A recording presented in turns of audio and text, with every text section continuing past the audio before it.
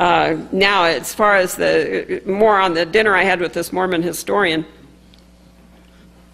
one of the things that I asked him in our long conversation was, well, I have to tell you, this was when I was working on the newsletter that we just put out, Sacred Marriage or Secret Affair, and I'd just been working on all of that and going through all the stories of Joseph Smith's wives and was fairly appalled by the whole thing. And so I'm having dinner with this guy, and I said, how can you avoid the conclusion that Joseph Smith was a sexual predator? And he said, well, you know, that's, he was sincere. But I said, well, no, I don't think that's the way you get it, because, for instance, in the newsletter, I tell about the case of Lucy Walker. Now, here's a young girl where she's in a family of 10 people, or 10 children.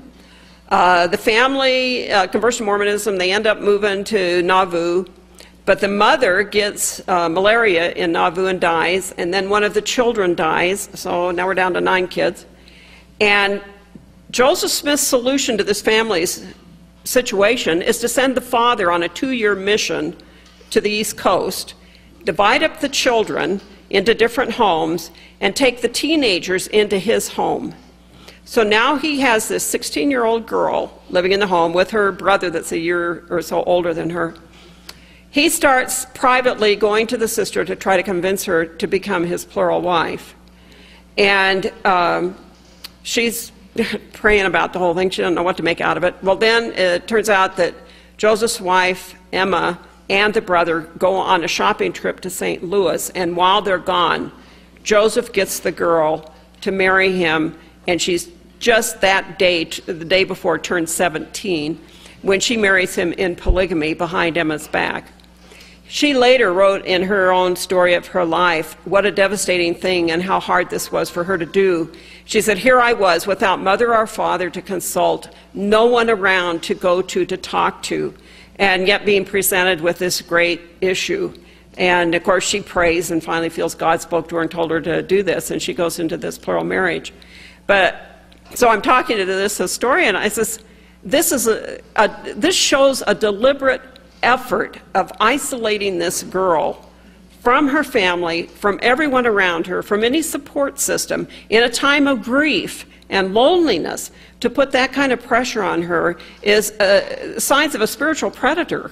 I don't see how we can excuse this kind of behavior and say, well, he was sincere.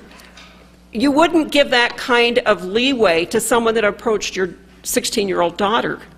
If your pastor came to you, to your 16-year-old daughter behind your back and proposed something like that to her, and you found out about it, you'd be so mad you'd try to kill a guy. So why does Joseph get a pass on these things? I don't understand how they keep saying it's okay.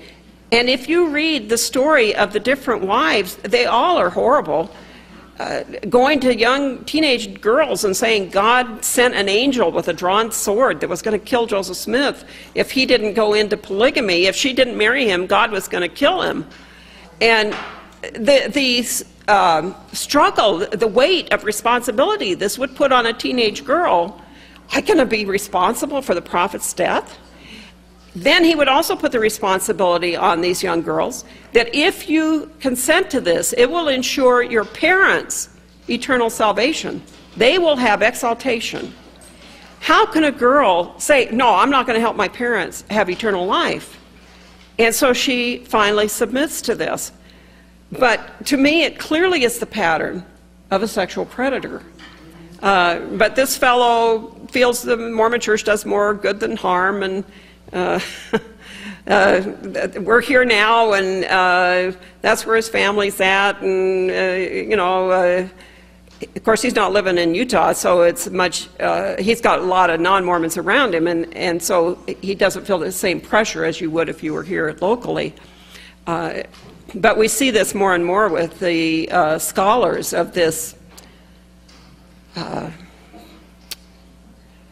moving away from any truth claims, and everything becomes relative. Does it work for you? If it's working for you, stay there. If it's not working, then look for something else. And so our heart is that they come to see truth is important. What we do with our lives is important. The lies of Joseph Smith do affect people.